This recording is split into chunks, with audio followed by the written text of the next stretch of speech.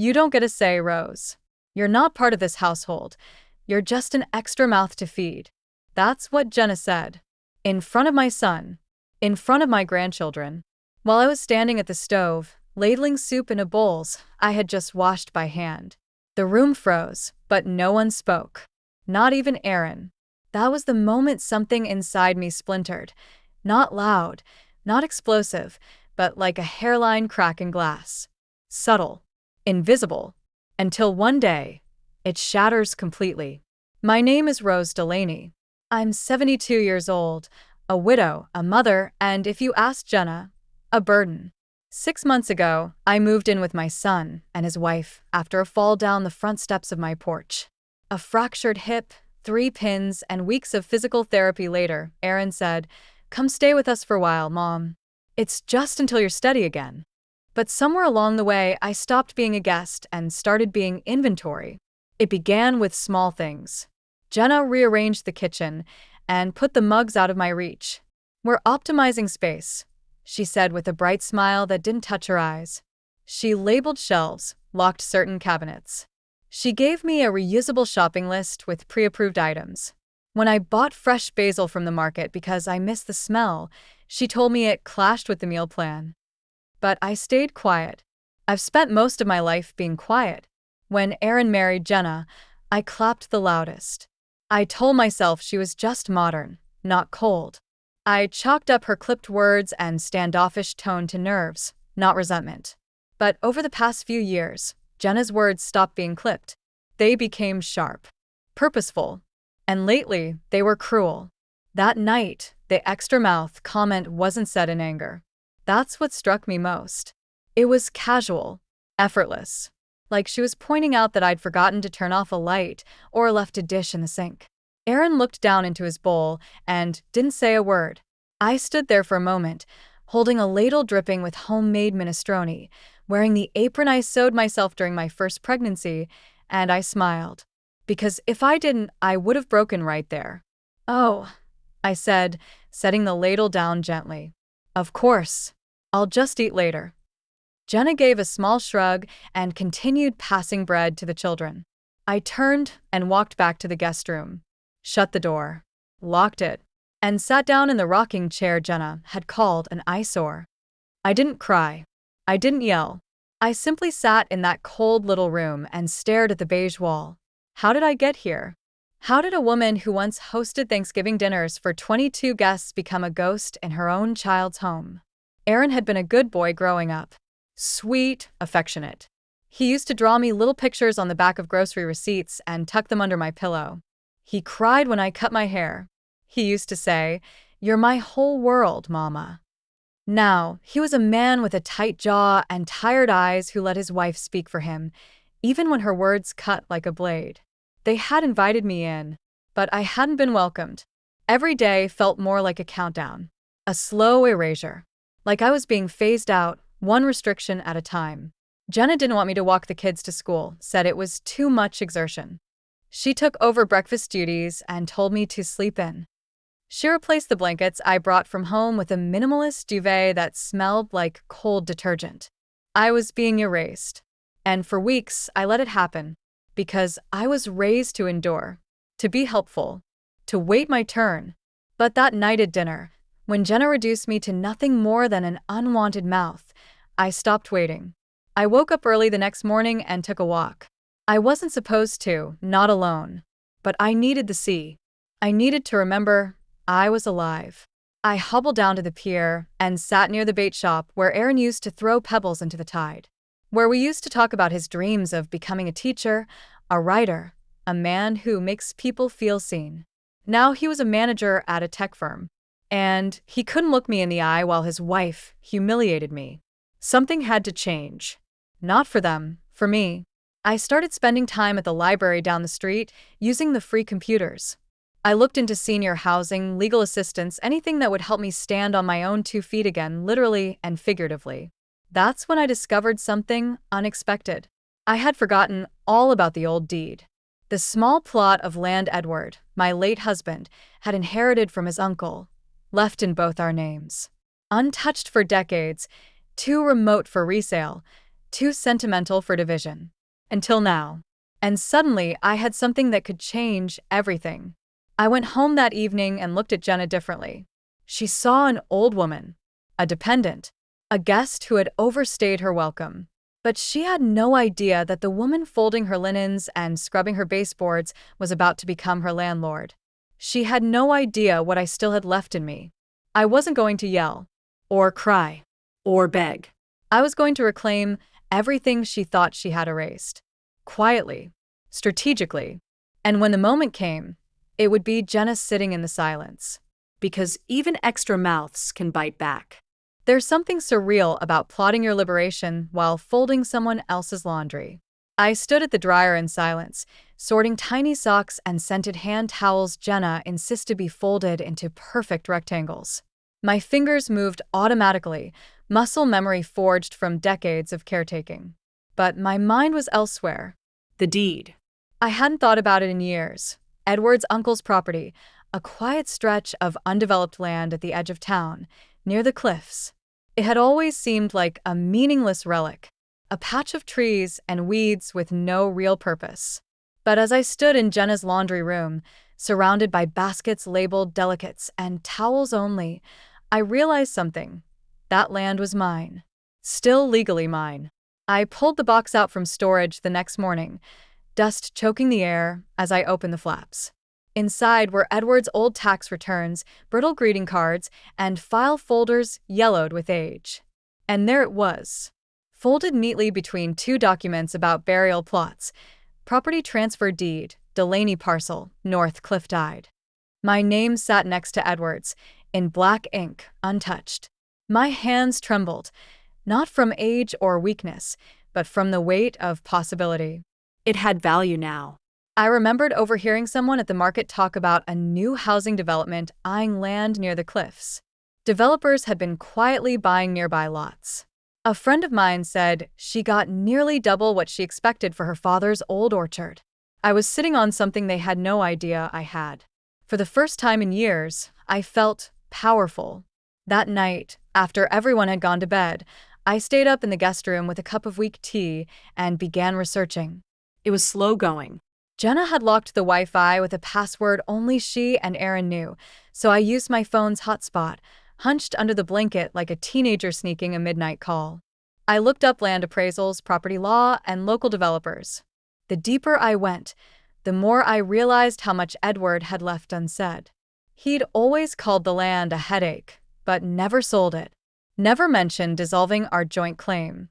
For all his faults, maybe, just maybe, he knew I'd need it one day. The next morning, I made an excuse to leave the house early. Doctor's appointment, I lied. Jenna didn't look up from her tablet. You remember which bus to take?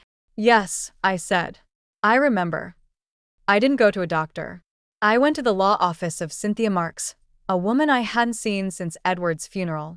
She'd helped me with the estate, what little there was after the debts, and had been kind, respectful. She'd looked me in the eye, unlike the other male lawyers who'd muttered words like probate and liquidation while avoiding the reality of my grief. Cynthia looked older now, like we all do, but her handshake was just as firm. Rose Delaney, she said, ushering me into her office. To what do I owe the pleasure? I unfolded the deed on her desk like a secret map. I want to know what this is worth, I said, voice steady. And I want to know if I can sell it on my own. She looked at it, eyes narrowing as she scanned the details. Joint ownership with Edward, she murmured. But he's deceased, and his will left everything to you. This was never contested. No.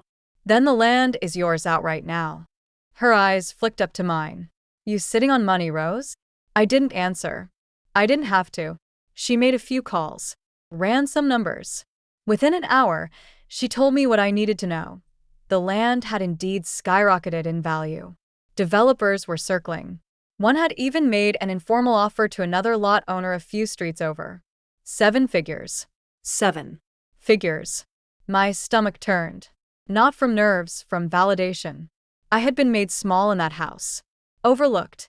Controlled. Called extra. But sitting in that law office, with a legal folder and a cup of lukewarm coffee, I felt something I hadn't in a long, long time. I mattered. As I rode the bus home, I looked out at the trees, the gray waves of the Pacific crashing in the distance. My mind churned. I wouldn't just sell the land. I would use it. I would reclaim my life. The timing had to be perfect, quiet, strategic. If I played this right, they wouldn't see it coming, not until I was already gone. Back at the house, Jenna was in full redecorating mode. She had spread swatches of fabric across the dining table and was FaceTiming her mother. "I just think the living room feels dated," she was saying. "And with Mom here, it's even more cramped." I walked in, invisible as ever, and headed toward the kitchen. "Rose," she called out, not looking at me. "Yes. We need to talk about the guest room. I think we should move your things to the basement. It's not a punishment or anything. I just need space upstairs." Something flickered in me. Not anger. Not even sadness. Amusement. I turned to her, smiling softly. "Of course, Jenna. I'll be out of your way before the end of the month." She blinked. "Wait, what?" "I've found a new place." Her mouth parted, confused. Aaron, who had just entered from the hallway, looked up. "New place? Are you sure, Mom?" I nodded. "I'm sure." I walked past them both and returned to the guest room. The one she said was too small to matter. I sat down in the chair she'd called ugly, looking around at the space they were so eager to reclaim. Let them. They had no idea I wasn't just leaving. I was building something better. The sound of the pen clicking echoed louder than it should have in the quiet office. "Are you ready, Ms. Delaney?" Cynthia Marks smiled gently across the table as she slid the final sale agreement toward me. The folder was thick, pages of legal language and contract clauses I didn't pretend to fully understand. But I understood the number at the bottom. $1,475,000. It didn't feel real. But the land was real. The offer was real. And this signature, this moment, was real. I picked up the pen. My hands didn't shake. Not this time. I didn't look back. I didn't hesitate. I signed. And just like that, everything changed. The ink dried in seconds, but the weight of what I had done wouldn't settle for hours. I wasn't just an old woman sitting on worthless property anymore. I was a woman with financial freedom. A woman no one saw coming. A woman who finally had choices. I thanked Cynthia, hugged her with more emotion than I expected, and stepped into the cool spring air, the folder still warm in my hand. As I walked back toward the bus stop, the breeze picked up. It tugged at the edges of my coat and whispered in my ear like an old friend. "You did it." I didn't have to go back to Aaron and Jenna's house anymore, not really. But I would. One last time. Because they needed to see me leave on my terms. I returned to the house that afternoon with a quiet resolve. Jenna was in the middle of a video call, pacing the kitchen and speaking in her clipped, practiced tone. No, move the brunch 2 weeks out. I want everything to be finalized before then, especially the flooring and the backyard pergola. Yes, the contractor needs to sign off by the 1st. She stopped when she saw me standing in the doorway. "Oh, Rose. You're back already." I smiled. "Just tying up a few things." She raised an eyebrow. "Like what?" "The bank." That got her attention. She didn't say anything, but her body language shifted. Jenna always noticed money. She could sniff it out like a bloodhound. I watched her hesitate, calculating. "You know," she said slowly, trying to mask the curiosity beneath a casual shrug, "if you're looking to downsize, you could always invest in a small condo. Something near the coast. There's a few new builds going up just east of here." "Is that so?" I replied, feigning interest. She tried to act uninterested. "Just a thought." I nodded and excused myself, heading down the hall to the guest room that was no longer mine. The house no longer felt like a cage. It felt like a waiting room, a place I'd already stepped out of, even if my body was still in it. That night, while they were out at a dinner with friends, I began packing in earnest. I didn't rush. I folded each item with care, tucking away the pieces of myself I had slowly let disappear here. The shawl I knitted the winter Edward passed. The books Jenna said were too cluttered for the Biltons. The photograph of Aaron at his 6th birthday party, frosting on his nose, joy in his eyes before time wore him down into someone else's shadow. I opened a worn wooden box I had kept at the back of the closet, the one I knew Jenna had tried to move but never asked about. Inside were letters, receipts, photos, the things that reminded me who I had been before motherhood consumed me. Among them, a note from Edward's uncle, the man who left us the land. It was a short note written on the back of a grocery list. To Rose. He'll never understand how much you do for this family. But I do. You deserve something that's yours. Always. I hadn't read it in decades, but it meant more now than it ever had. This land wasn't just a financial opportunity. It was validation, proof that I had always mattered, even when the people around me didn't see it. The next day, I sat with Cynthia in a different office, this one belonging to a private real estate consultant. She had arranged the meeting. Just trust me, she had said on the phone. I did. The consultant was a younger man, well-dressed, confident, and surprisingly respectful. Ms. Delaney, he said, shaking my hand firmly. I understand you're not just interested in selling. You're interested in rebuilding. I raised an eyebrow. Go on. We have a boutique firm that specializes in single-home custom builds, private clients, minimal marketing, very discreet. If you're looking to create something personal without all the development mess, we can manage that. My pulse quickened. Are you saying I could build a home? I'm saying, he replied with a grin, you could build exactly what you want. From the ground up. No compromises. For so long, everything in my life had been a compromise. Every meal, every choice, every word, measured and softened. But now, I could dream again. I gave him a single instruction. Make it warm, make it quiet, and make sure there's room for a garden. He nodded, and we shook hands on it. Back at Aaron and Jenna's, I moved with quiet precision. Over the next few days, I cooked less, spoke less, faded into the background, exactly the way Jenna preferred me.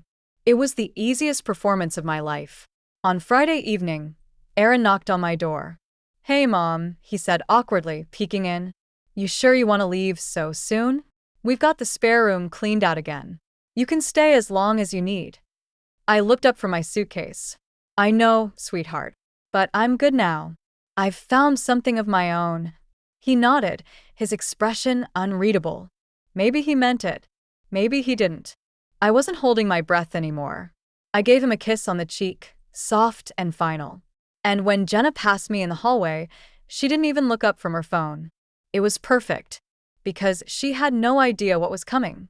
It took 3 months to build the house. 3 months of working with people who looked me in the eye, called me Ms. Delaney, and asked what I wanted for the first time in years. And I had answers. I wanted sunlight in the morning and quiet shadows in the evening. I wanted a kitchen big enough for fresh bread and memory making.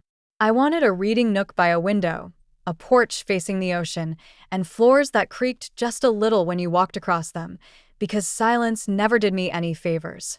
And I got it. Every last detail. I moved in on a warm Friday in July. No ribbon cutting, no real estate agents posting glossy brochures. Just me, a single suitcase, and the hum of a house that finally felt like mine. When I unlocked the front door and stepped into the finished space, I stood there for a long time. The scent of new wood, the breeze through the open windows, the way the light settled across the floors like it had been waiting for me. I breathed. Not just in. Out. The tension that had lived in my chest for years began to slip away. I didn't cry. I didn't smile.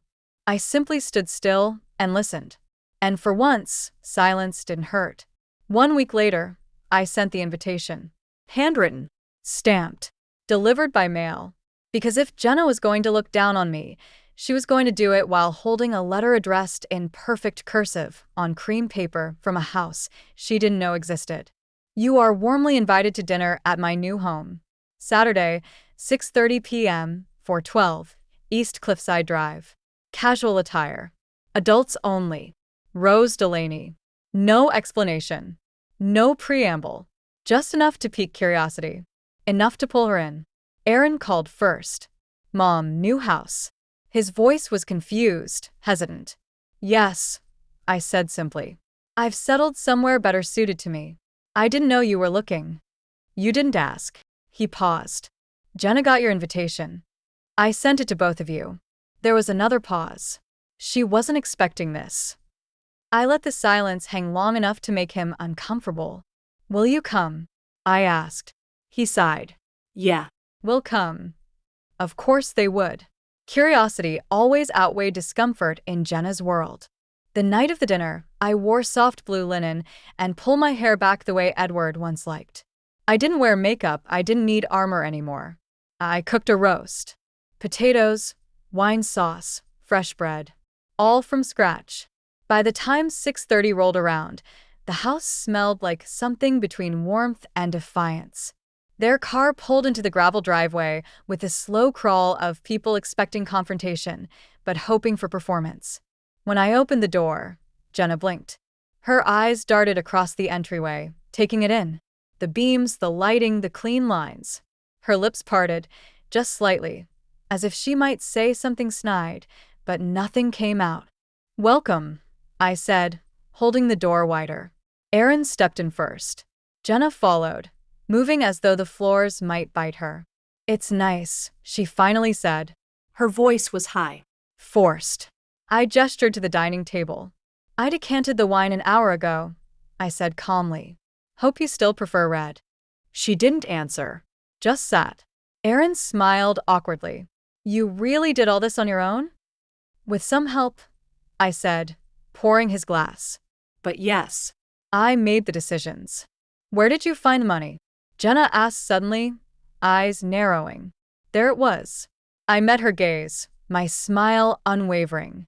Remember that land Edward used to complain about? The one nobody cared about?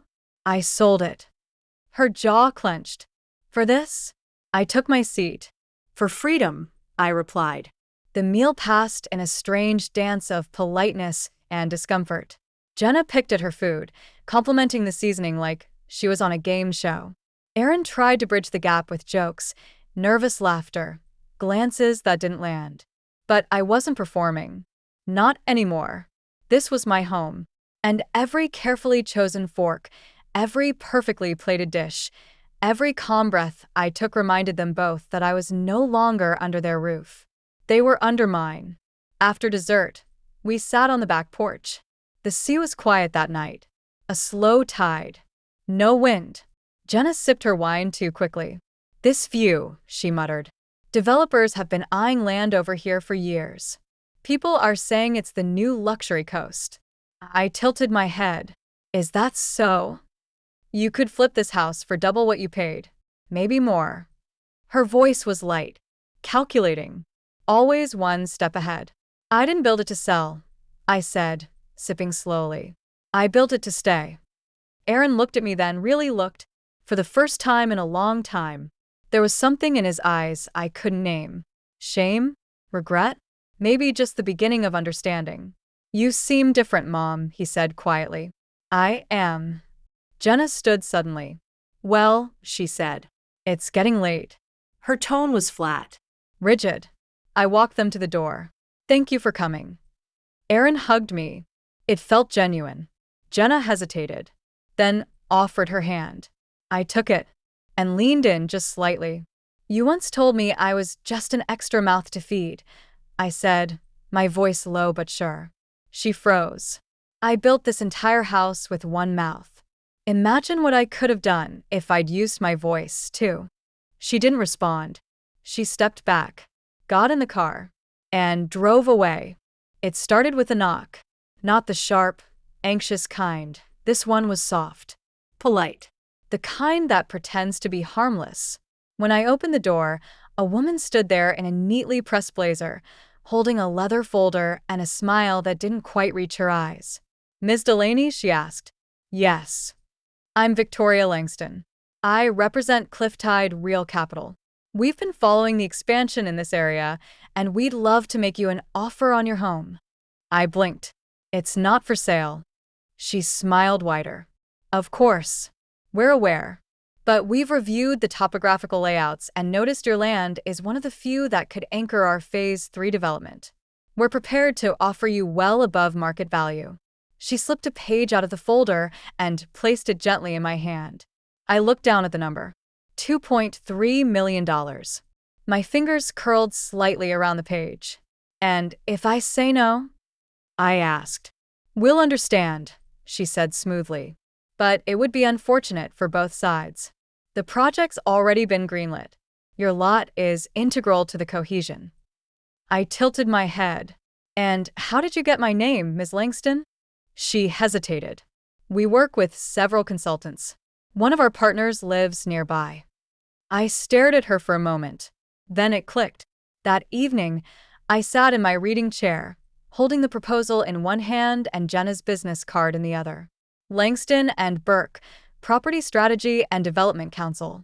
I remembered seeing it on their fridge once, back when I was still folding towels they forgot to thank me for.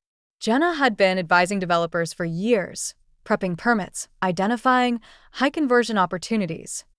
My house had become one of them. I shouldn't have been surprised. She'd smiled through every insult, dismissed my value with the finesse of a woman trained in negotiation. And now, when I'd finally reclaimed something of my own, she had circled back, not with confrontation, but with calculation. She wanted to buy my house from under me, on paper, legally. Clean. But not innocent.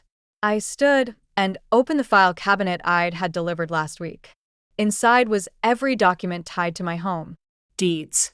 Contracts. Survey maps. Photos from every construction phase. And a letter Cynthia had insisted I keep, a notarized statement of intent, declaring the home my permanent residence. I wasn't just a homeowner. I was protected. The next day, I paid Cynthia a visit. She poured us both tea before I even spoke. She had known something was coming. She tried to sell your house before she even asked you, didn't she? She said flatly. She's circling, using her firm to push phase 3 forward.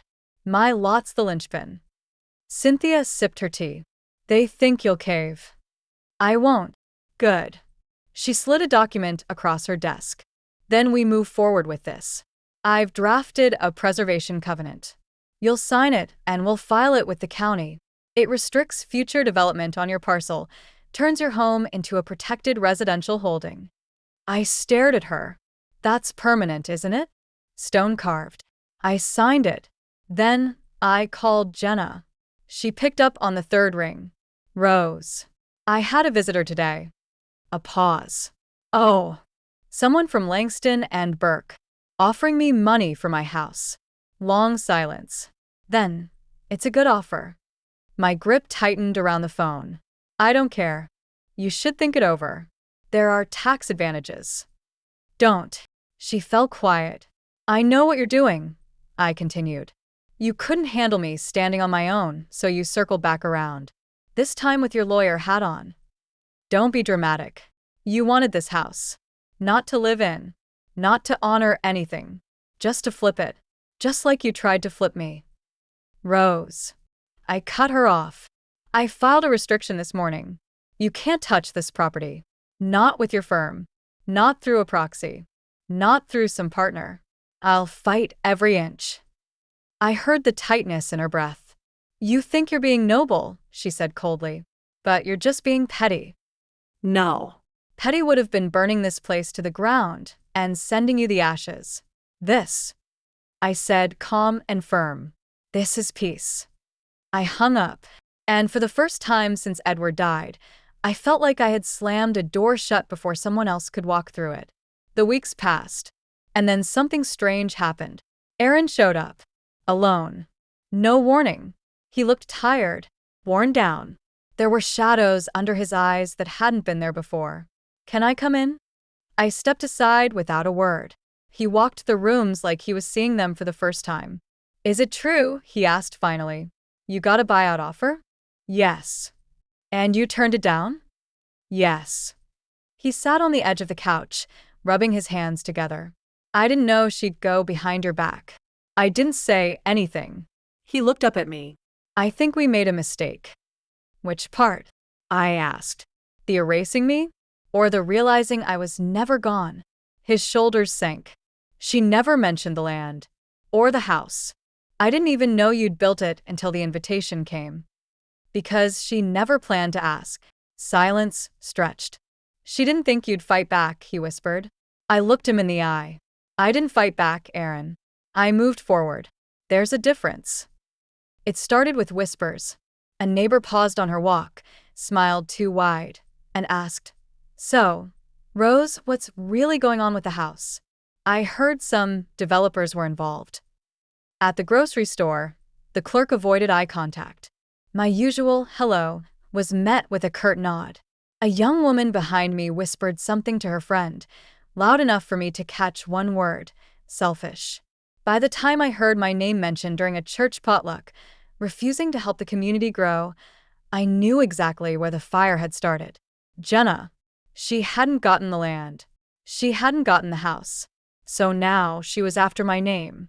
She'd done it with precision, the way only someone trained in spin could.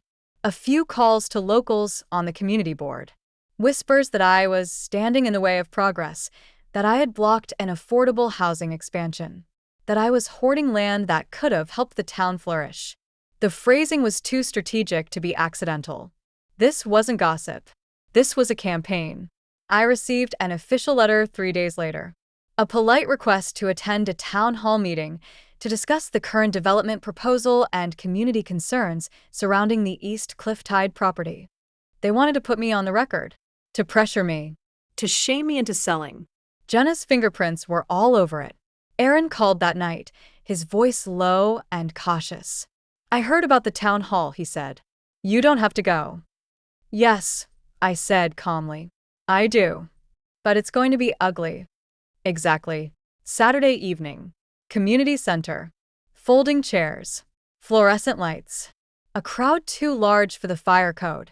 I stood at the back until they called my name. A few people clapped. Awkwardly. Most didn't. I walked to the front slowly, the way older women are expected to move. Frail. Hesitant. I let them believe it for one more moment. Then I set down my folder, opened it, and looked at the sea of people who had lived beside me for years, but suddenly forgot who I was. Some of you know me, I began. Some of you don't. So let me tell you who I am. I waited. My name is Rose Delaney. I moved here in 1978. I've taught your children in Sunday school. I've chaired bake sales. I've buried friends in this town and planted flowers on their graves.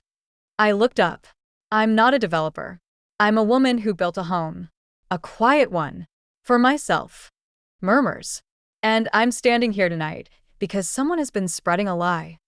Now the room was silent. This isn't about housing. It isn't about opportunity. It's about punishment. Because I dared to say no. I held up a copy of the development proposal. This plan, right here, was written by Langston and Burke. And if you flip to page 6, you'll see the name of their lead strategy advisor, Jenna Marshall. Gasps. I didn't flinch. She is also my daughter-in-law, and the woman who told me, not long ago, that I was just an extra mouth to feed. Now they were listening. Really listening. I said no to her firm. I said no to selling my house. So now, she wants me shamed. She wants me erased. Again. I turned the page in my folder and pulled out a printed email, a public record from the county office. In this document, filed 2 weeks ago, you'll see that Jenna's firm submitted an internal memo referring to my home as a quote, key weak link in securing a full-phase zoning corridor. A weak link. That's what they think of me. I let the words settle. I won't be the weak link. I'll be the anchor. I looked out at the room. Let me ask you this. If I were a man, building a home on inherited land, would you be asking me to give it up for the greater good? Or would you be calling me savvy? No one spoke. Exactly. I gathered my papers, clicked the folder shut. I'm not standing in the way of progress. I'm standing in the way of manipulation. And I'm not moving. I walked off the stage. They didn't clap. They didn't need to. They understood. The next day, I received a letter from the county board. The public concern had been dropped. The development plan was under revision. I laughed when I read it, and then I made tea. Aaron showed up later that week. He stood in my kitchen, holding a bottle of wine and looking 10 years older than he had just days before. "I didn't know," he said quietly. "You should have." "I know." We sat, poured glasses. "You were right," he finally said. "She went too far." I looked at him over the rim of my glass. "She didn't go too far, Aaron. She just went where she always planned to. You just didn't see it until she got there." He winced. "I'm sorry. It wasn't enough. But it was a start. She didn't call first. She didn't text. She just showed up." The sharp knock at the door wasn't like Aaron's, gentle, uncertain. It was loud, controlled, like a gavel being struck. When I opened the door, Jenna was standing there in a structured blazer, arms crossed over her chest. Not a hair out of place. She looked exactly like the woman who had once told me I was just an extra mouth to feed. Only now, she was out of her element. This was my house. And she wasn't invited. "Rose," she said coolly, stepping forward. I didn't move. "You're early." "For what?" I looked her dead in the eye. "The day you realize none of this is about the house." She pushed past me into the entryway, her heels clicking like accusations on the hardwood. I shut the door and followed. "I won't stay long," she snapped. "I just wanted to say this face to face, not at a town hall with your little speech and your dramatic papers." I raised an eyebrow. "You mean facts?" She ignored that. "You made me look like a villain." I laughed once. Low. "You acted like one, Jenna." I simply held up a mirror. She turned on me then, dropping the polished tone. "You think I did all of this to take something from you?" she snapped. "You think I care about this house?" "No," I said softly. "I think you care about control. And I stopped letting you have it." Her jaw clenched. This was supposed to be our year. Mine and Aaron's. The promotion, the expansion, the rebrand, the new build. And then you just had to get in the way. I folded my arms, watching her unravel. "You didn't just build a house, Rose," she hissed. "You built a spotlight. You made yourself the victim. And now everyone sees me as the monster." I stepped closer. Not aggressive. Not angry. Just steady. "No, Jenna." "I didn't make you anything. I just stopped disappearing." That shut her up. For a moment. But then her eyes narrowed. "You think Aaron's really on your side? He came home after that meeting and barely said a word to me. You've driven a wedge into my marriage." I shook my head. "I didn't drive a wedge. I exposed one. You're angry at me for something I didn't cause, because deep down, you know this was never about me." She looked away. And for the first time since she entered the house, I saw it. Not rage. Fear. The kind of fear that only comes from losing grip. From realizing the mask no longer fits. "You didn't hate me because I lived with you," I said quietly. "You hated that I saw through you. That I was someone Aaron trusted before you ever arrived. And you couldn't stand the fact that I didn't need you to approve of me." She laughed bitterly, but there were tears in her eyes now, threatening, shimmering at the corners. "You have no idea what it's like," she muttered. "Being expected to hold everything together. To look perfect. Smile through the dinners. Be impressive enough for a man who still calls his mother for advice." That stopped me. Because suddenly, she wasn't the enemy. She was the mirror.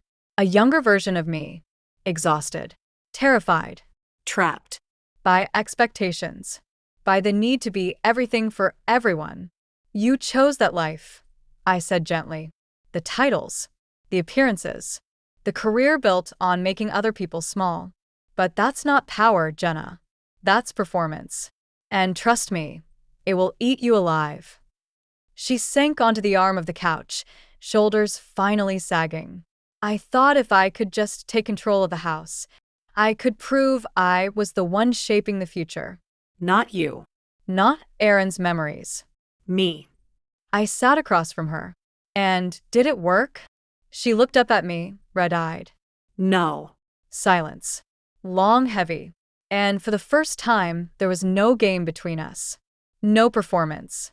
Just two women who had both lost themselves trying to meet someone else's definition of enough. "I didn't come here to apologize," she said quietly. "I know. I came here to understand how you got free. I took a deep breath, looked around the home I had built from nothing but ashes and willpower. I stopped waiting for anyone to hand me permission. She stared at me. The words sat with her longer than any legal contract she'd ever written. Finally, she stood. I won't come back, she said. I know when I'm not welcome.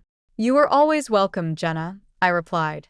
But this time, you had to enter on my terms, not yours. At the door, she paused. Do you think Aaron still loves me? I said, you're asking the wrong person. She didn't reply. She just nodded and left. That night, I made tea. No sugar, no guests, just me and the quiet. I didn't feel triumphant. I felt at peace. Not because I'd won, But because I no longer needed to. It arrived in a pale blue envelope, scrawled in messy handwriting that sloped like it had something urgent to say. No return address. No corporate seal. Just 3 words on the back. Open, Grandma. Please. I stood by the mailbox for a moment longer than I should have. The ocean wind tugged at the paper edges, but I didn't open it right away. Instead, I carried it inside like it was fragile, set it on the kitchen table, poured my tea. Only when the steam cleared from the rim of the mug did I finally unfold the letter. It was from Sophie, Aaron and Jenna's oldest daughter, 13 years old. Always quiet. The kind of quiet I recognized because I'd lived it for so long. Grandma Rose. Daddy told us what happened. About the house. About you not coming over anymore. I know you're probably really mad at Mom. She says things when she's upset. She doesn't always mean them. But I miss you. We all do. We're having a little dinner this Friday. Nothing fancy. Just us. No grown-up speeches. I'm cooking. Dad says I make a mean lasagna now. Can you come? Just for one night? Love. Sophie. P.S. If you come, can we still plant the rosemary bush like we talked about? I saved a spot. I held the letter to my chest. And I cried. Not the loud kind of crying. Not even sad. Just full. Like something was overflowing inside me I hadn't realized was still there. I had expected many things in these months. Resentment, silence, retribution. But not this. Not a letter in crooked handwriting with a rosemary bush waiting for me. I didn't tell anyone I was going. I didn't want to be greeted with nervous explanations or forced apologies. I wanted to walk in without expectation.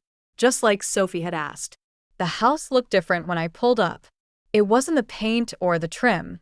It was the energy. Something had softened. Through the window, I saw the table set for 5. Paper napkins. A little too much silverware. A crooked candle leaning in a holder. I smiled. Sophie opened the door before I could knock.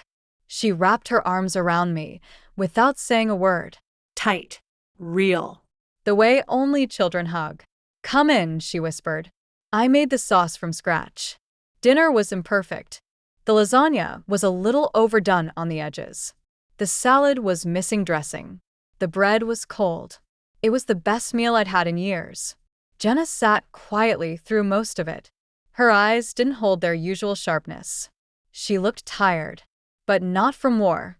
From change. Aaron tried to fill the silence with stories, work mishaps, Sophie's science project, a joke about their broken dishwasher. And I laughed. Not out of politeness. Out of something older. Something rooted. At one point, Jenna cleared her throat. I'd like to say something, she said. Everyone looked up. She didn't stand. Didn't make a speech. Just looked at me. I know I can't undo what I said. Or what I tried to do. But I want you to know something. I waited. I envy you, Rose. The words sat in the air. I envy your strength. Your ability to walk away from something that no longer served you. I thought I was powerful. But all I did was control. You chose. I didn't respond. Not right away. Because there was no need to. Not in words. Instead, I reached out and passed her the bread. She took it with both hands. And maybe that was enough for now. After dinner, Sophie pulled me outside.